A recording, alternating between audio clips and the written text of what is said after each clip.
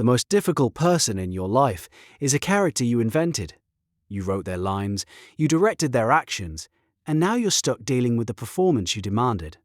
This script will show you the invisible mechanism that allows your private beliefs about other people to become their public behavior. It's a process running in the background of every conversation you have, every single day. And understanding how it works is the difference between being trapped in frustrating relational loops and having the key to change them. In the 1960s, researchers walked into an elementary school with a strange announcement. They told the teachers that a new test could identify students who were on the cusp of a dramatic intellectual growth spurt. These were the academic bloomers, kids poised for greatness. The teachers were given a list of these special students, and then the researchers left. A year later, they came back. The students on the list, the so-called bloomers, had gained a shocking number of IQ points. Their grades were higher. Their teachers described them as more curious, more engaged, and better behaved. The prediction had come true, except the entire premise was a lie. The test was a standard non-predictive IQ test, and the list of bloomers was generated completely at random. A coin toss could have picked the names. The students on that list had no more innate potential than any other child in the school. The only thing that had changed was a single belief planted in the mind of their teachers. When the teachers were interviewed, they swore they had treated all the students equally. They were adamant. They provided the same curriculum, the same attention, the same encouragement to everyone. They believed it. But the researchers had a secret weapon, hundreds of hours of recorded classroom audio, and inside those recordings, the truth was undeniable. The teacher's belief, their private assumption, was leaking out through 4 distinct invisible channels. The first channel was climate. The teachers subconsciously created a warmer, friendlier environment for the students they thought were special. They would smile more when they spoke to them. They'd nod more encouragingly. They would lean in closer. It was a constant stream of nonverbal signals that said, "I like you. You belong here. I am on your side." The second channel was input. They simply taught more to the kids they expected more from. They gave them more information, used a wider vocabulary, and presented them with more challenging problems to solve. They held them to a higher standard because they believed they could meet it. The third was output. Teachers gave the bloomers more opportunities to speak. They called on them more often, and when they did, they gave them longer to formulate an answer. If a student struggled, the teacher was more likely to rephrase the question or provide a clue, shaping the response toward the right answer. This is a subtle but powerful difference. It's the difference between asking a question to test a student and asking a question to help them succeed. The fourth and final channel was feedback. When the bloomers got an answer right, they received more enthusiastic praise. When they got an answer wrong, they were given more specific and constructive feedback. Another child might just be told, "That's incorrect." A bloomer would be told why it was incorrect and guided toward a better way of thinking. Their mistakes were treated as learning opportunities, their successes as proof of their destiny. Think about these 4 channels in your own life: climate, input, output, feedback. In your most important relationships, what signals are you broadcasting? The people you trust, you surround with a warm climate. You share more information with them. You solicit their opinions and give them time to speak. You praise their strengths and help them with their weaknesses. And for the people you mistrust, you create a cold, distant climate. You withhold information. You talk over them, and you criticize their flaws while ignoring their strengths. You do this without thinking. You believe you are just responding to who they are. The terrifying truth is that they are responding to who you think they are. This effect is powerful with children who are still forming, but researchers needed to know if it could work on fully formed adults, with strangers, so they devised a new experiment, one that was far more personal. Imagine you were a male college student in the 1970s. You volunteered for a study on how people get to know each other. Your task is simple. Have a 10-minute phone conversation with a female student in another room. Before you pick up the phone, the researcher hands you a folder with some basic information, including a photograph of the woman you're about to speak with. You look at the picture. In one version of the experiment, the photo is of a woman who has been pre-rated by other students as highly attractive. In the other version, the photo is of a woman rated as unattractive. You study the picture, form a mental image, and then you pick up the phone. The conversation begins. What you know is the photo. What you believe is that the person on the other end of the line matches that photo, but the photo is a complete fabrication. It has no connection to the actual woman you're talking to. The same woman might be on the phone with one participant who thinks she's a knockout and another participant 10 minutes later who believes she's plain. The researchers recorded these conversations. And this is where it gets chilling. They took the recordings and edited out the man's side of the conversation entirely. They were left with only the woman's audio. Then, they played that isolated audio to a new group of independent raters. These raters knew nothing about the experiment, nothing about the photos, nothing about the men's beliefs. All they had to go on was the sound of a woman's voice, and the results were staggering. The women who had been talking to a man who thought they were attractive were rated by the neutral observers as being warmer, more confident, more animated, and more likable.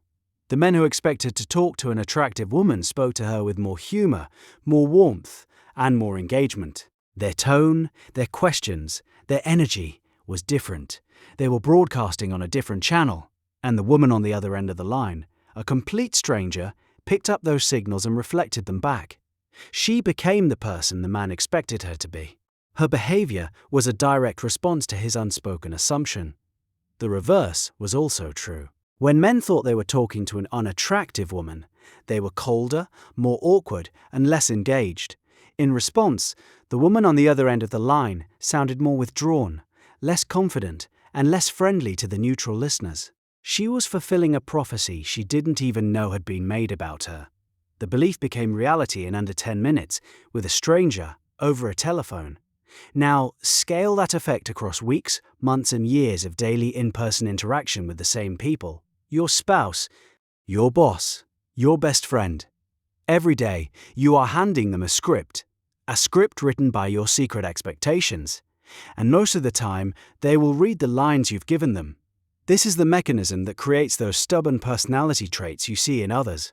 The unmotivated employee who never takes initiative. The negative friend who only complains. The distant partner who never opens up. You may believe you are simply observing their fixed personality, but it's far more likely you are witnessing a performance that you are actively directing. You expect your employee to be lazy, so you micromanage them and signal mistrust. This smothers their autonomy, and they become passive. You expect your friend to be negative, so you brace yourself for complaints, which makes you less open and fun to be around, leaving them with less to be positive about. You expect your partner to be distant, so you approach them with a guarded, defensive energy, which invites them to keep their distance. This is the engine of the hostility loop. It's a self-perpetuating machine, built from one simple assumption, that the other person has negative intent. You walk into a meeting, assuming a coworker is trying to undermine you. Because of that belief, your body language is closed, your tone is clipped. You listen for evidence that confirms your suspicion. When they speak, you interpret their neutral questions as attacks, so you respond defensively.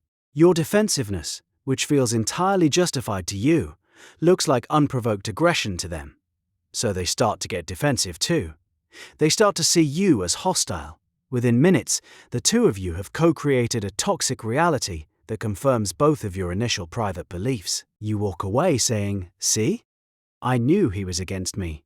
And they walk away saying, "See? I knew she was hostile. Both of you are right, and both of you are the cause." This isn't a rare occurrence. It's the default operating system for human conflict. A paranoia machine that winds itself, so if we are all trapped inside these invisible feedback loops, how do you break one? The answer is a strategy that feels like the most difficult, unnatural thing in the world. You have to break the mirror. The other person's behavior is a reflection of the signals you are sending. If you want a different reflection, you can't wait for the mirror to change first. You have to unilaterally change the image you are projecting. You have to act as if they are the person you want them to be, especially when they are giving you no evidence to support it. This is a core principle of high-stakes communication, like crisis negotiation or military interrogation. A skilled interrogator dealing with a hostile subject does a surprising thing. They radiate warmth and unconditional positive regard. They assume the person in front of them is intelligent, rational, and has a story worth hearing. They create an intensely positive, respectful climate. They are broadcasting a signal that is completely at odds with the situation. The subject is trapped. They are prepared for a fight, for aggression, for mistrust, but they are receiving none of it. All their practiced defensive behaviors have no target. The interrogator's relentless warmth and curiosity creates a new reality. The subject has to adapt to it. It becomes psychologically and socially easier to drop the hostility and attune to the new signal than it is to maintain a state of aggression for no reason. This is how you break a hostility loop. You must have the discipline to broadcast a signal of warmth, trust, and openness, even when the person in front of you is broadcasting coldness and suspicion. You must change your behavior first. You stop giving them the cues that justify their negative script. You starve the feedback loop at its fuel. It feels risky. It feels naive. It feels like you're letting your guard down. Your brain will scream at you that you are being foolish, that you have all this evidence that this person is difficult, or lazy, or selfish. And all that evidence might be true, but that evidence is the result of a dynamic you helped create. To get a different result, you must ignore the old data and generate a new signal. You have to make the first move in a game they might not even know you're playing. But this entire mechanism, this powerful engine of expectation, has one final place it operates. And it's the most important one of all.